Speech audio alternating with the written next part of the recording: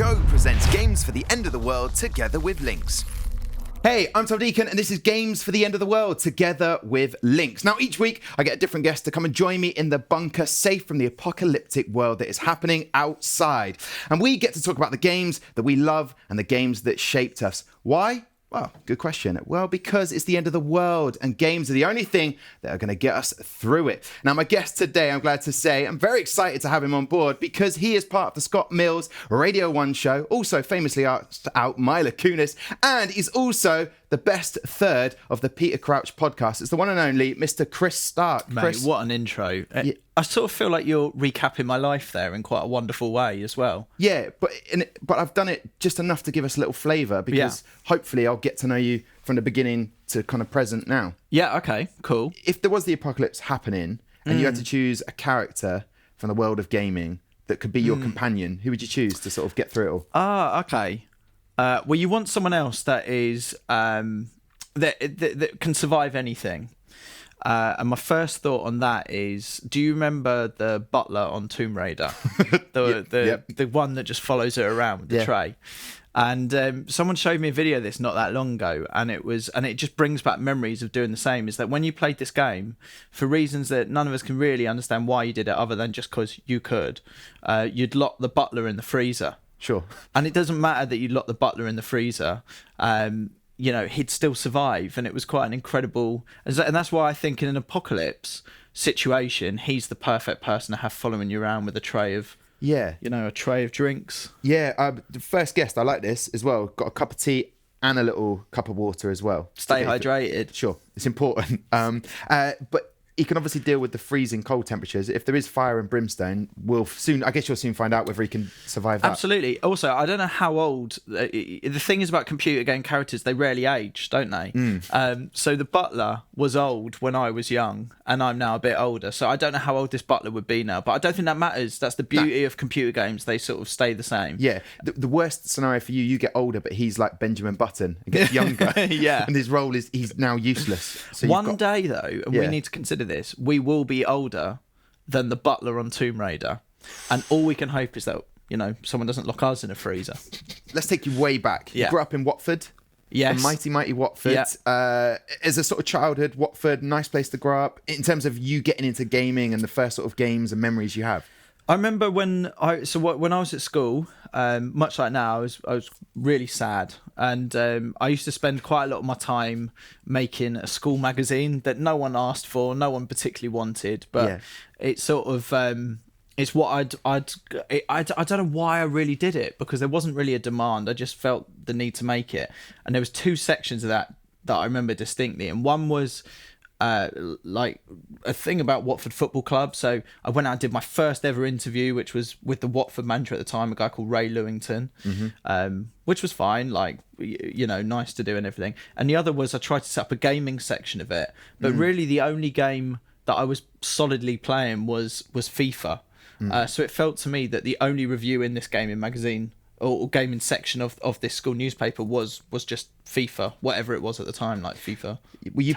Were you putting in your results? Because I think in a sort of gaming world, you have your results and you try and talk about them or express them or share them with other people. But if you had that magazine, you were able to say how well you were doing in FIFA at that time. Yeah, well, I think any review of FIFA that has come about on any gaming magazine has always said the same thing, which is it's incredible how realistic it is. But then you play an old FIFA and you look at it and go, there's nothing realistic about this at all. But at the time, I think everyone's standards were lower.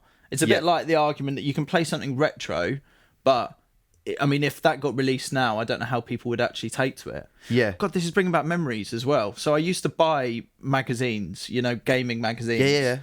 And I remember they'd give a rating on all of them, but the rating was always out of something really high. It was like out of 100 or 150, which you don't really do with ratings, do you? It's always like 1 to out 10. of 5 stars or out of 10. Yeah. But I remember my uncle giving me a Mega Drive and just thinking it was wicked. Was that a Christmas, a birthday present? Yeah, I don't really remember. Because I remember those moments where you saved up. There was I really want this. It's pocket money. Did you ever have to save up? Yeah, of course.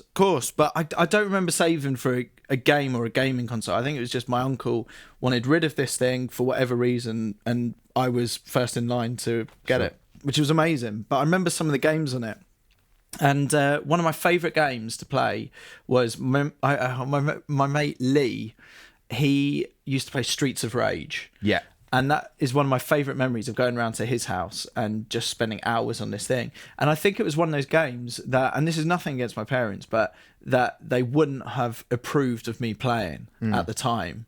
Because I mean, I must have been young. It must have been like 8, 9 years old, something like that. Yeah, because I think they expect you to emulate that or sort of copy it in some way.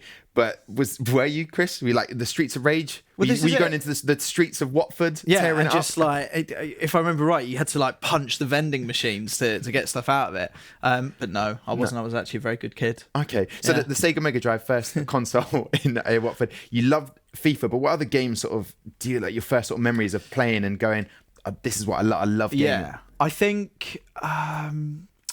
I mean, the obvious was like Mario Kart has always been around. I think GoldenEye for me and my mates was an amazing time, because I think that was when I was in about year 7, year 8. Everyone was obsessed with GoldenEye, and there were certain people who were really good at it. But I think generally, do you know what I found with GoldenEye is like, you know, with Call of Duty, there are some people that if you're like me and you like Call of Duty, but unless you commit serious time to it, you can't get good at it, because there's too many ways that people can be good at it. With GoldenEye, I think it was slightly more of a leveler. You could not play that much and still be pretty decent at it, and still enjoy it rather than going, well, this is pointless. Favorite character? It's got to be Oddjob, right? For the Oddjob was great. Jaws was amazing on it. And did you play? Because there were certain rules that I played with my mates. They had an N64, I didn't, and the control, I could never get to grips with that controller. What are these extra? Like, you'd what are these sweat. extra things? Yeah, but also you could never hold it for that long. It was like it looked like it was shaped really well, but my memory of it was it just got really slippery and horrible. Yeah, and that would be a great excuse to use as like, we're gonna have to have a de-sweating of the palms. Yes, yeah. But did you like the golden gun? Oh my God. The one shot would kill. That's and that right. was point. If anyone had that gun, it was like, oh well, this is a waste of time. That's right. I remember one lad, Tom Wright. I don't know where that name's come from, but he was just this lad who just caned GoldenEye. He was unbelievable at it. I wonder, do you have his number now? We should just call him, see if he's survived the apocalypse. Tom Wright, you still playing? I'm still playing now. I reckon he would. I remember he was the kind of guy that had BB guns. And he would go out into the garden and sort of fire them off, you know. It was. I'm sure he's fine. Sure he's fine. The early signs would suggest he would survive an apocalypse or be the cause of it. Yeah, definitely. All right. So, did you have brothers and sisters? I did, yeah. So, younger brother, younger sister. So, I feel like for me in my life, I've always had to break down barriers with my parents so that my brother and sister would benefit. So, for example, games and things like that, where parents would be slightly nervous about giving you a game with loads of guns and swearing and whatever.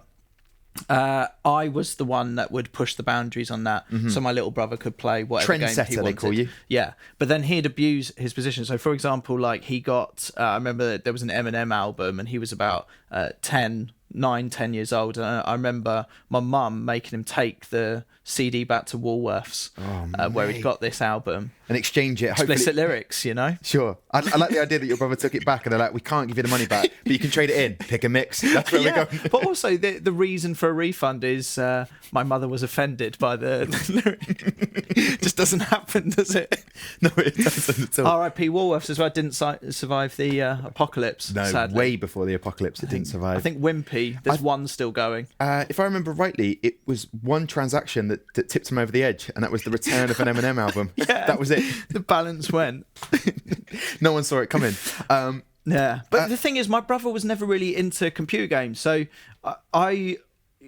I mean, the internet's a wonderful thing, because then obviously you can just play against anyone online. But at the time, you had to rely on mates coming over to your house, you know, to play these games, and vice versa. So my little brother was never really into it. But then one year, he saved up his money and bought a Dreamcast. Do you remember that? I it was do like remember fleeting for about... The dream, it felt like a dream, because it only lasted for a little amount of time, and then it was then a nightmare. Do you remember they sponsored Arsenal, and I swear it was there for about 6 months. Yeah. I don't know if there was any games in it. What was the one where all the characters... The Tekken, was it a Tekken that they would fight, and it'd be on a round situation, so they'd spin round? Yeah. What was the one with the like, so Mario could fight? It was like a Royal Rumble situation, and they were all just fighting each other. Do you remember this, or was that a cheese dream? Smash? Is something like Smash something? Yeah, but maybe. Smash Bros? Yeah, it might be that. And then I seem to remember that was on the Dreamcast. Okay, I want to move on a little bit. The sort of early memories of gaming, but in terms of work life, I remember on GTA you had the radio sound system that would have the radio stations that would sort of like, and I that's kind of one of the, not the only reason, but there's lots of reasons why I wanted to get into radio. What was it for you? Because you did hospital radio at one point, didn't you? Yeah, I mean, obviously we worked at the same place for quite a long time, and I think anyone that works for Radio 1 generally has a love for radio, and that's always been the case for me. I used to do hospital radio, so actually a bit like this, you'd be in the bunker of a hospital at Northwick Park Hospital, and it was right next to the morgue actually, so you like here surrounded by death. Essentially, yeah. But if you were surrounded by it, did it inspire you at the age of like 16 to sort of like just have some bangers on, put absolute classics on? You had to be careful, obviously, what songs you're playing, because your audience was a lot of ill people in hospital. And what I'd do before the show is I'd go and meet a lot of people who were ill in hospital and basically force them to listen. So I'd take a request of them, and then it guaranteed that you had a certain amount of listeners. But the thing is, I would say, is it was lots of fun, and things like hospital radio, anyone can go and sign up to. Same with like student radio or community radio. It's a great thing to get involved in.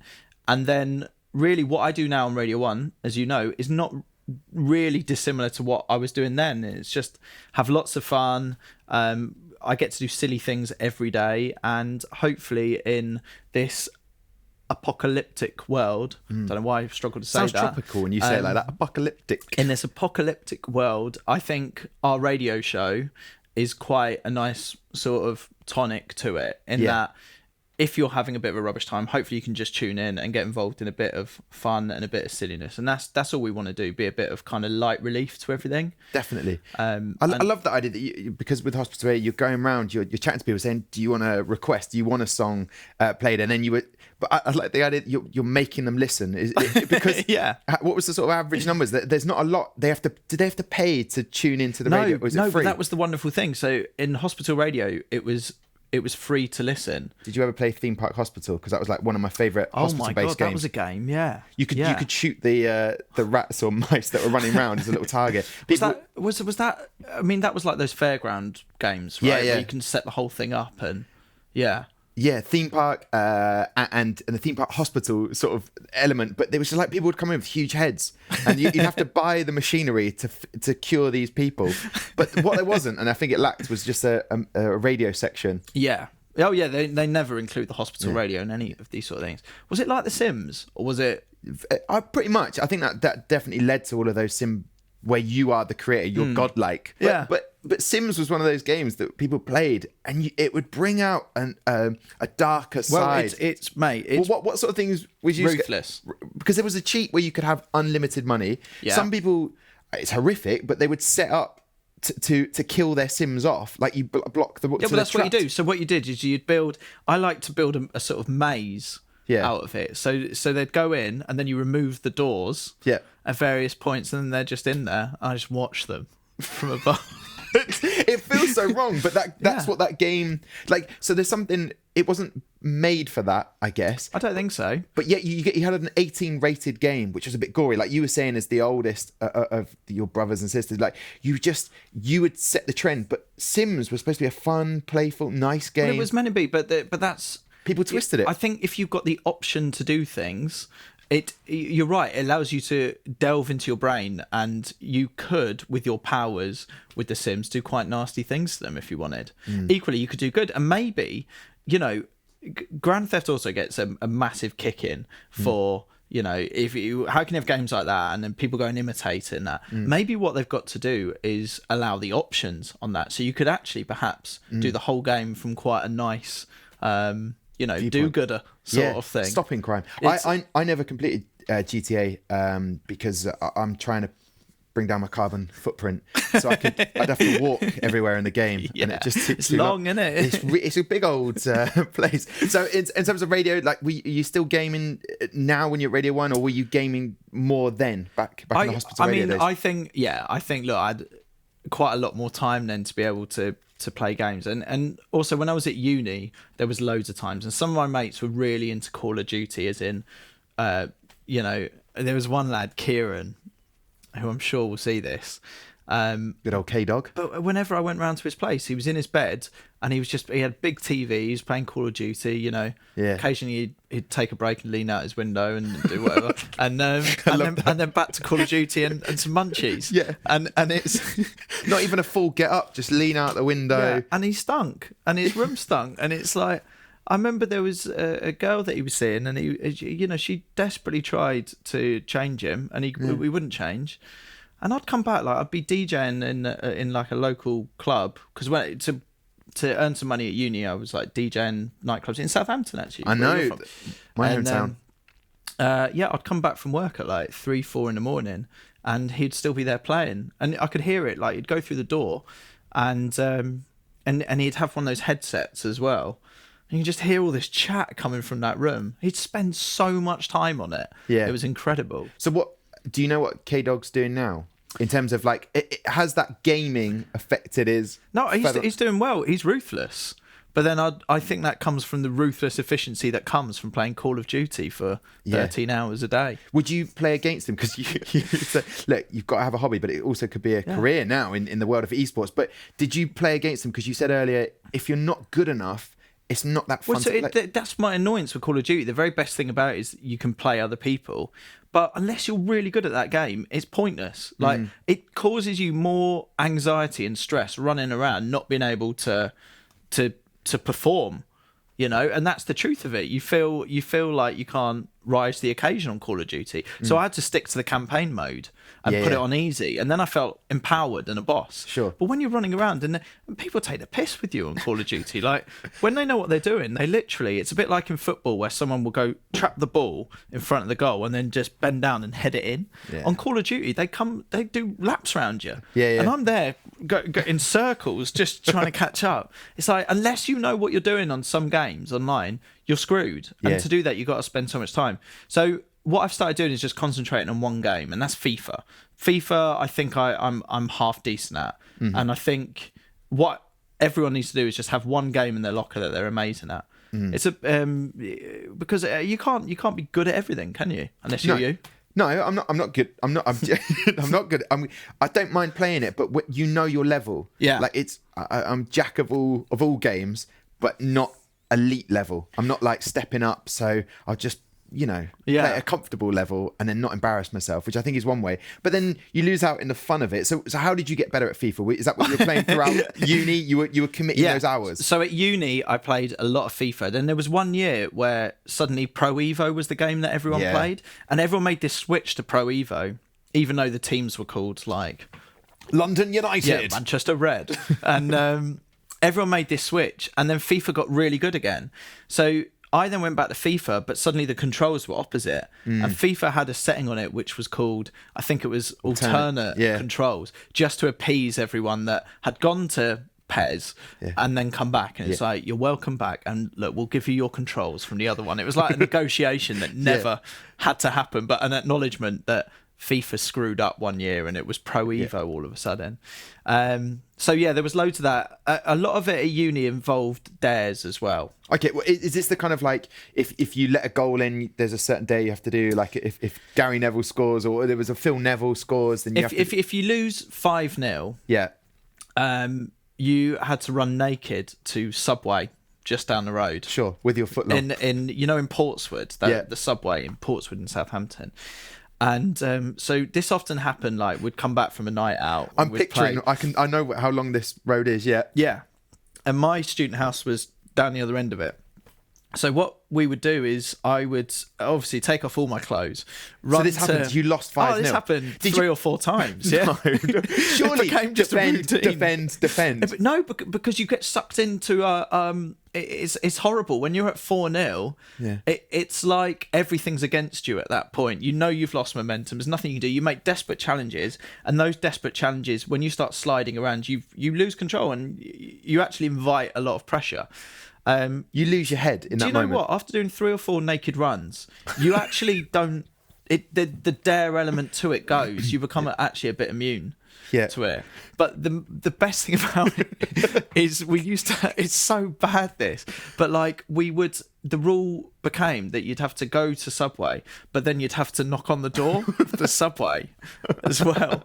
So I mean, there must be footage, and it would be me or one of the other guys. You'd run down to Subway, knock on the door, but the guys got so used to it in there, they'd just wave, and then you'd have to come running back. Did you not ever explain yourself? What do you say? And also, you're not going to hang around with it, are you?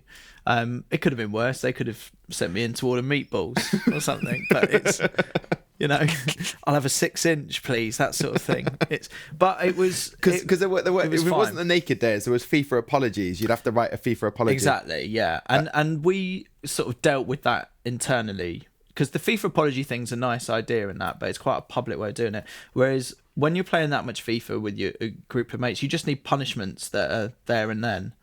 I think that is the word for it as well. We used to just punish each other, and obviously, like, a couple of times you'd have shots and stuff like that. But I'm a big believer in dares with games, like real life stuff that comes about from playing games. Yeah, so I think that's a good thing. So your mate Kieran at university never left that room. You introduce those rules, suddenly he's connected to society again.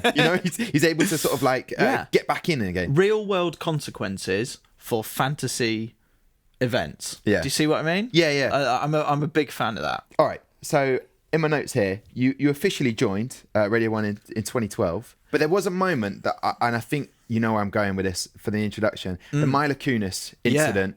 That was such a thrown in the deep end. Like, I believe you were running late to get there. You didn't know quite what you're going to do, and end up offering out to go to Watford. But that would be, yeah, exactly. And it's ridiculous when you say it like that. But I think it's, for me, I would hope that anyone that's watching this could see how. I sometimes think with things like Radio 1 and big TV shows, there's an element of like, people don't think that they could ever be doing it, and a lot of people might like to work on Radio 1, a lot of people won't, but I'd like to think anyone could recognise that if I can do it, they genuinely can do it. I think that's why it's so lovable. Remind me. Same with Mila Kunis thing. So with the Mila Kunis thing, I got asked to go to something called a junket interview, and you've done a load of these, and it's basically where you have to sit down with a Hollywood star and interview them, and you get told, right, you're only going to have 7 minutes, and there's loads of angry American PR people around, and it's actually a horrible way to meet someone and talk. And generally, they don't want to be there. They've been promoting a movie for so long. They get asked exactly the same question. They sit in a room and all day just get asked the same question. That's it. And I was violently underprepared. I didn't really know much about the movie, and sat down with Mila Kunis and didn't really know what to talk about. So I just went to what I would talk about with friends, which is Watford Football Club. And I think, I invited her for a Nando's at one point. It's a shame you didn't tell her about the magazine. Yeah, exactly. Yeah. And actually, it was really good just sitting down and having a chat. And the one thing that taught me was that it's actually okay to be yourself in situations. And all right, like, you have quite a lot of people who then take the piss out of you for it. Yeah. But whatever, it ended up going quite viral. Yeah. And it sort of changed things a lot for me. So it changed. It did change things a lot. Weirdly enough. And I thought I screwed up. So I I did that interview with Mila Kunis, walked out, phoned Scott and apologised. I was like, mate, we're not going to be able to use this. I'm so sorry. I've screwed it up. Oh, that's so endearing. Yeah. And then the next day, that Mila Kunis interview went out, and within 24 hours, I was getting all these messages, and it had something like 500,000 views. And then within 3 days, it had 5, 6, 7 million views, and it was just going. It was going ridiculous. And I think that testament is you were just being yourself. You went into that situation. I know I've been in situations like I've gone, this is how I'm supposed to act. I'll blend in. So talk to me about the film. What was it like working with so and so? Yeah. Do I care about that? No. So it would have been better to ask the questions that I really wanted to, or go, so what's it like doing these junkets, or being real, being honest in that moment. She was wicked, because I think she saw that I didn't really know what I was doing, and actually found it a bit more endearing and a bit more interesting. And everything that happened on that day, I think, was a good thing, because it showed that. I think it showed how fake the whole world can be in that sort of promo, and they're there to promote a film and they've got no interest in your life, and really you're not having much interest in their life. You're just wanting to find things that could be really clickbaity or stuff that will go big online, whereas the reality is having quite a boring conversation that you would have just with you and your mates, but with you and someone else where you're both interested and you're both engaged was more interesting than anything else. The meta. That is what we should be meta. That's what we should be aiming for. It was a stressful situation. You were thrown in that moment, Chris. But when it comes to gaming, are there any games that have really like heightened your stress levels that you're like, I don't know if I can deal with this as a game? Yeah, I think you always reach a point. I think there's loads of mobile games at the moment as well, where you get involved in them and it's nice and easy at the start. Yeah. Then they're asking you for a lot of money to be able to get it, and that causes you stress because it's both financial stress and like I need to get through this game, and you find yourself caring about the tiniest thing. But yeah, look, gaming is stressful because you get to a point where it's such a challenge that you're finding yourself falling asleep trying to work out how you're going to do things. I've fallen asleep setting up what my ultimate team would be on FIFA, like, and who I'm thinking like a football manager. It's like, who could I bring in? Yeah. And it's like I'm bidding on players and stuff like that, and you get really invested, and I sort of love that because I think gaming is an amazing escape from everything, from the apocalypse outside. It lets you just go to another world, doesn't it? Ultimate Team on FIFA. Yeah. Let's hold there for a second, because you love your football. You're a Watford fan. Do you try and make Watford brilliant, or is there sort of like a kind of selfish thing that you want to prove that Chris Stark is the best manager? I can get the best chemistry out of this team. I think with Ultimate Team, it was amazing because you could obviously set this team up and then play people online. It's a bit like Football Manager. I loved football and do love Football Manager, but I loved when that element to it came into FIFA, even if it was a slightly watered down version, because Football Manager is just the best. Yeah. Football Manager told you how long you'd been playing that game. I don't know what levels you like. You should. It would tell you need to take a wash. You should have a shave. It takes over your life, but with FIFA, I do think that I started to take so much pride in this team. It was just crazy how much you start thinking about it. But yeah, I do think there's an element of, even though it's a completely, it's a game, it's made up, you do take it personally. And even when you are losing to a 5-year-old on, online, and you can hear them, sometimes you can hear them, they accidentally leave the mic on, and it's like, there's an amazing video. Crouchy showed me it. Yeah. Right. And it's of a kid he's winning a game, and a parent walks in and basically says, I don't know what we can say here, but keep it clean. Yeah. Ish. You've pooed yourself. Oh, yeah. You need to go to the toilet. He's accidentally left the mic on his video. It's one of the best things ever. I need to check this out because even if your gamer tag is like a mate of mine is like 1986 something noggin, and so he's just getting abused. Like, all right, granddad, time to go home. And he's like, it's not even that old, but. You mentioned Crouchy. That's become a big part of your life. I love the podcast with Crouchy. What was it like? Was he ever in your Ultimate Team? Yeah. And you get to work with him? Oh my God, Crouchy! I've always loved Peter Crouch. I think he's an amazing footballer. And actually, since doing the podcast, I think we've all taken him for granted a little bit. I think he's a great character, but I don't think he necessarily got the footballing credit that he deserves. Like, when you look at the stats with him, he's an unbelievable striker. He knew where the goal was, didn't he, Chris? He knew where the goal was. I'm not just saying it, and obviously it sounds like I'm now trying to big up someone that's become a new friend. But no, he is and was an incredible footballer. And now he's in the world of podcasts, and that's been so fun to do. And again, it's a bit like the Radio 1 stuff. I'm amazed how much people have bought into the podcast and how big it's got. Yeah. It's crazy. Like, you go out somewhere and people are coming up and talking about the podcast rather than necessarily the Radio 1 show now, which is mad because you do a podcast, you just think it's going to be, you know, three of us pissing around or like in a small space. Yeah. And it's just amazing how Well, it's gone. I think for you, it's the whole thing of like, everyone feels like they know you. I feel like I know you. I do, like we do. You do know me. Yeah, I know. But what I'm saying is, even when I don't see you, I haven't seen you for a couple of years. Yeah. Like bumping into you now, it's as if time's gone past, and it feels like those days where I'm grateful and glad that I thanked you for a cup of tea, or the times that I came in and played Innuendo Bingo. Yeah. I'm ready. When those are those moments. That's what people feel like when they listen to your style of being Chris Stark. They love Chris Stark. They love the radio. They love the podcast. So you're in there being very real and just be yourself. Mate, so that's why they know you. But now you are going to become friends with Crouchy because I think infectious character to sort of hang with him and you enjoy his company. It's just really fun. Here's the thing, Tom. Like, not everyone you can. One thing I've learned with this, you know, a lot of people won't like you, and that's totally cool. You cannot please everyone. I think it's the same with absolutely anyone in any job. However, what I would say is I feel so lucky that there's so much kind of goodwill put towards me because there are far more competent presenters that could do the Peter Crouch podcast. You would do a much better job than me.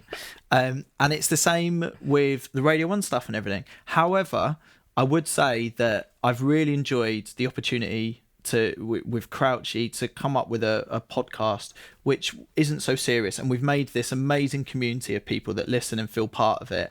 And we did Crouch Fest not that long ago, which was like a festival for the podcast, and it was ludicrous, but it was such good fun. And so I think we've done 2 series of it, and we're talking about doing a third series now, which would be, I think, really good to do. I feel you play yourself down too much, Mr. Stark. You're a fantastic at what you do. I played FIFA against this is what I was going to because he plays as well. Yeah, so I it's something that I've wanted to do since the first series is see what he's like, you know, when you're up against him. He's not that great at FIFA. It's incredible. Really? Because, well, it's an interesting one, isn't it? Because you'd think such a good footballer should be amazing at those games. I don't know why I think that. But probably because they have the tactical knowledge, you would think. Well, the tactical knowledge, and also they do have a lot of time. You know, he's got plenty of time. If I had his get up, like in his house, he's got this. That was my next question. So you've been? Oh yeah. Oh sure, yeah. Early doors? Or did you have to, did he invite you, or did you go? Yeah, we should. Well, we did a couple of the podcasts at his house as well. Oh, so it was for work. So yeah, it kind of was. Yeah. Okay. There's pros and cons to going around Crouchy's house for the podcast. The pros are, on the first time we went, Abby Clancy bought him bacon sandwiches. Oh, just him. Was like, just him. No, what do you mean? For us as well. Okay. Yeah, I was not going to just say, for Crouchy. How awkward was that? But it was amazing. The door opened. She came in with a tray of bacon sandwiches. I was like, this whole situation right now is amazing. Yeah. The other pros are he's got like a huge TV screen.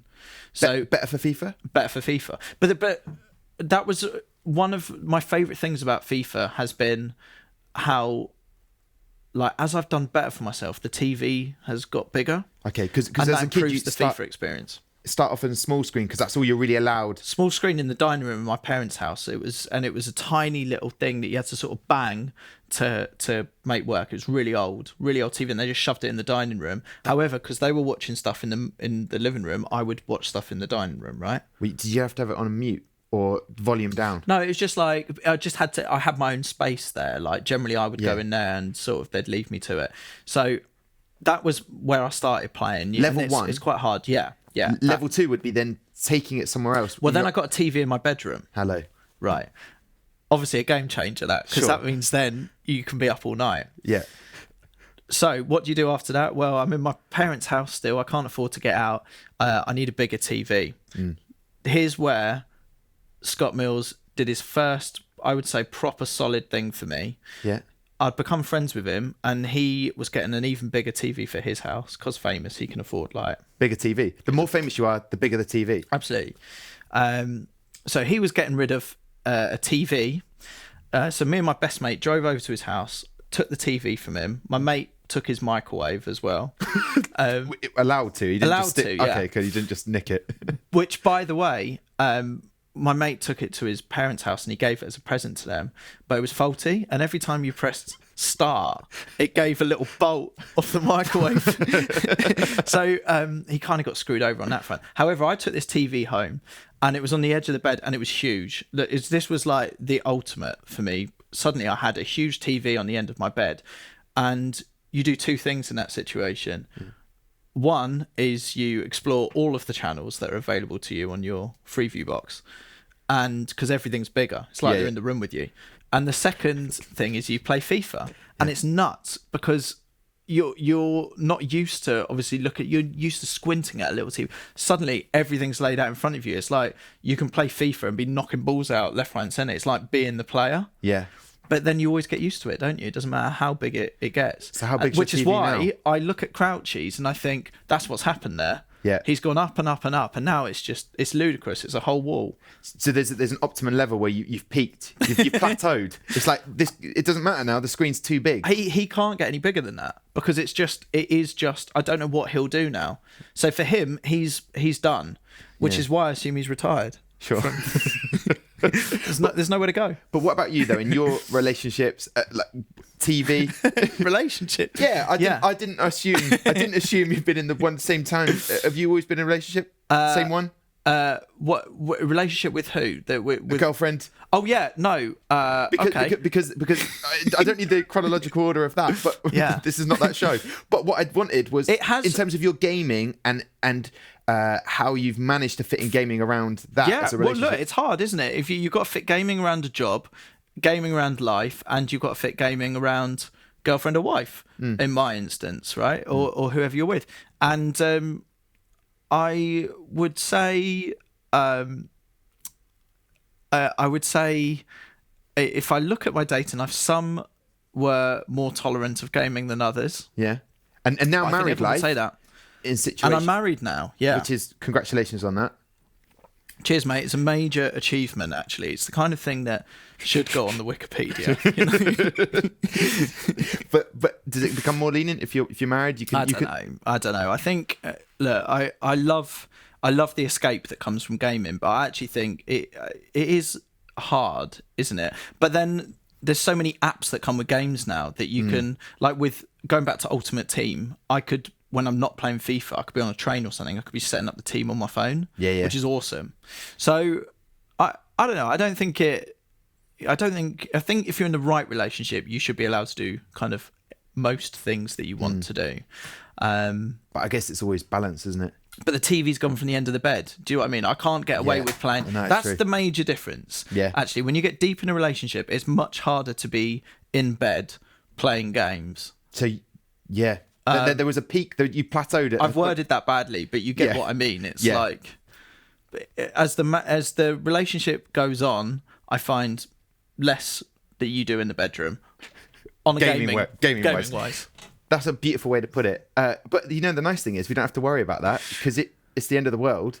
So my wife is dead? No, I'm not suggesting that. I don't know what's happened. We'll do a search party, see if she's still out there. I know what you mean though. We're in here and the point is this is a safe space and I can do as much gaming as I like in here. So and I'm taking on board, if there was one game that you could play for the rest of your days, and you had to choose just one, or maybe a franchise, which would it be? I'd probably say Call of Duty. Okay. Two reasons on that. One is that in some sort of way it's probably training for whatever's out there and how we can deal with it. But also I just feel like you need to spend hours and hours and hours in the game. I've never been good at it. I think it's not necessarily my favourite game ever. It's more just that I would need so long to get to a standard where I could comfortably beat the 5-year-old that's on the other end that's running rings around me, you know? That's perfect. So the game's got enough depth for you to improve. Yeah. And then oddly enough, in an apocalyptic world, when there aren't as many people, you can dominate and therefore maybe be the best. Well, exactly. But that said, if there's less people playing online, then maybe it'll get a bit, you know, I don't know. I don't know what's out there. So assuming that some children have survived, it would be good to defeat at least one on Call of Duty before my time's up on this world. Okay, I like it. Chris Stark, we'll stick with that then. Call of Duty, the franchise, is your game or games that you will play for the rest of your days. Yeah. Which is great because Links, right, keeps you chilled under pressure. It keeps you, proper chilled. So I'm going to test you now and see if you can stay cool, calm and collected as I ask you as many questions in 60 seconds on Call of Duty to see how many you can get right. And then, check this out. I'm leaning back because that is the Link's most chill leaderboard. Oh, look at that. Yeah. Okay. So there you go. Michael Dapper is up there, 8.5. Blake Harrison, 3. So Okay, fine. So we just need to beat Blake. That's the aim here. that is all you need to do. So, Krista, I'm just going to look at you right now. 5, 4, Whose voice is 3, that? 2, 1. Here you go then. Okay, when was the first Call of Duty title released? Oh, I don't know. Just give me a year. 2000. 3 years out, 2003. What war is the World at War based on? Cold War. It's World War II. What benefits did the perk Ninja Pro give a player? Ninja Pro. Think of a ninja. What is a ninja? This is why I want to Is that play a the game ninja for in the the rest of the distance? time. Is that a ninja in the distance? Oh, they're very... Quiet. Yeah. Okay. Name two What was famous... the answer? It just makes your footsteps completely silent. You Yeah, can so hear that's right. That's Yeah, one. all right. Yeah. He's giving himself a point. Name two famous actors who have voiced characters in the COD franchise. Oh, Come on, actors. Just name a couple. See what's happening. Mila Kunis and Jennifer Aniston. Okay. Unfortunately, they're in the next one that's coming out next year. In 2012, a Guinness World Record was set for the longest video game marathon. What COD game was played? Black Ops. Yeah, I'll give him that. 2. Oh, he's got it. How long? All right. So how many did I get? I got 1. No, I feel like you got 2. 2. No, I got 2. You're right. Thing is, I don't like being bottom of the leaderboard on anything like this. But Do you know what I can do for you? All right, is I can always try. Oh, that's wrong. Just testing myself there. There you go, Chris Stark. Don't worry about it. I'll try and make sure the next guest scores lower. yeah, That's something because I Yeah. do know you, as we found out. yeah. I don't want to lose this whole thing. That would be yeah. It would be embarrassing, but a shame. listen, it's not that bad. Link's most chill leaderboard. Jobs are good.